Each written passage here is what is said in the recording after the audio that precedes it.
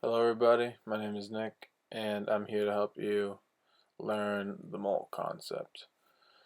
For starters, there are three main questions that the mole concept can answer, and those are how many, what is the mass, and what is the molecular formula. For the question how many, the how many stands for how many atoms and how many molecules. And those can be found by Avogadro's number. It's a universal number for the terms, and it helps you solve the problem. Another thing you can use is, another question you can ask is how heavy the molecules are and such. Also, the molecular formula, helps solve the ratios of moles of each other or other moles of molecules, and the ratios of moles of different atoms in the molecules. Now let's talk about setup. So each question is going to give you one part of what you're supposed to solve, and what they give you, isolate that to the left. And what they're asking for, whether it's atoms or grams or moles, you put that in the right and you leave a space in the middle. Depending on not if it wants the whole thing or part of the whole molecule, there'll be a ratio, but there's an example in that later.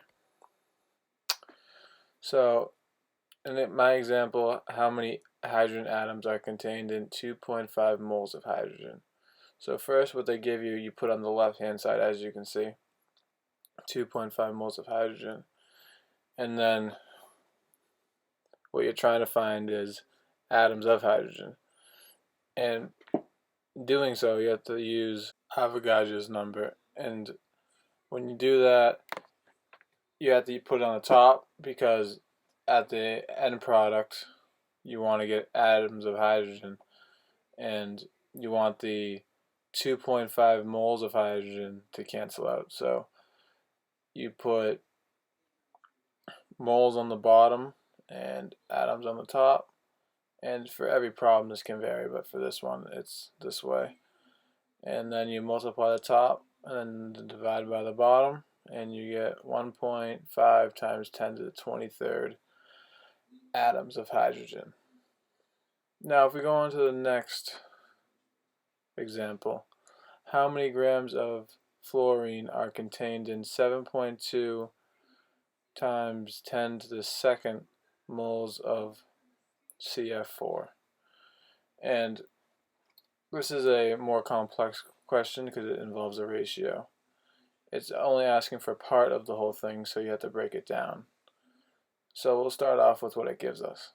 7.2 times 10 squared moles of CF4.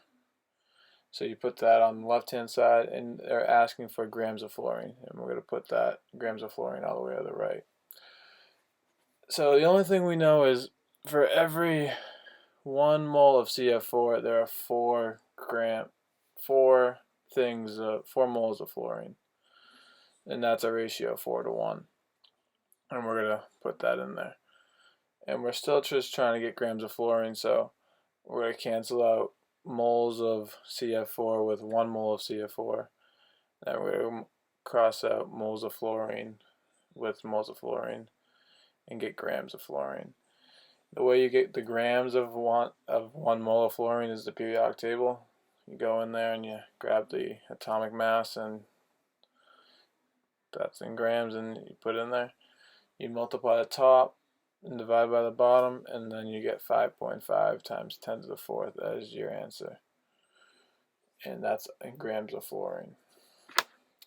Thank you. I hope this helped you, and good luck.